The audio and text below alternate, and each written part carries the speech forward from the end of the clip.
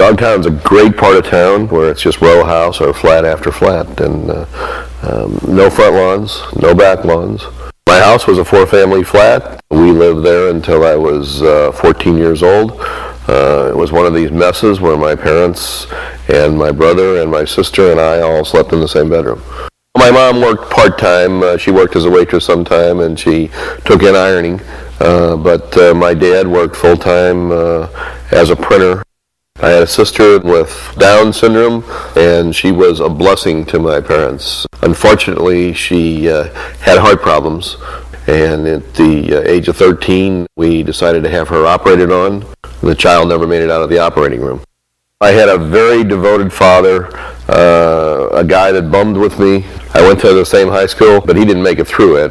About his sophomore year, he got kicked out, and he never finished his high school. The school is called Christian Brothers High School, and the Christian Brothers like to mold inner city kids, and I was probably a kid that had a chip on my shoulder. And I can remember one guy was pushing me around or something on the way up the steps, and pretty soon we were rolling down the steps and in a pretty good brawl. But it happened more than once.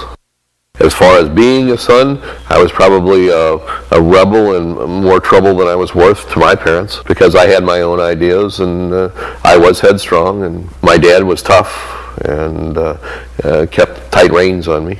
So there was a lot of conflict, but I look back and say, thank God I had the guy.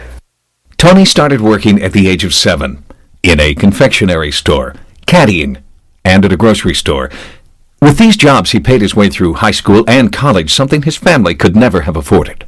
I went to work for a grocery store that's a chain here, and that was quite a good job, and I wound up working full-time.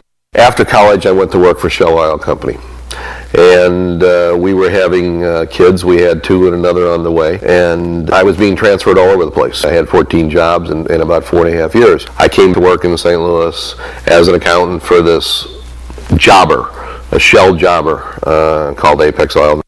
Tony helped the company to expand rapidly and eventually found himself in a position to buy it.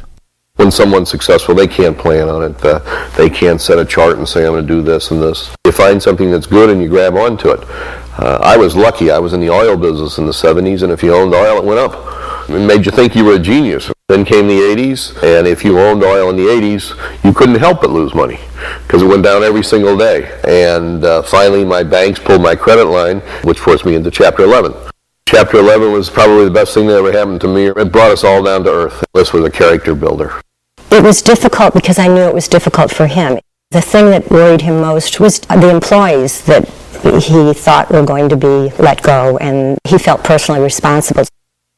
Education is the ticket. It gets you in. It's a ticket in the door to something that interests you. But if you're a guy that goes to work and you're not happy doing what you're doing, you're never going to be successful.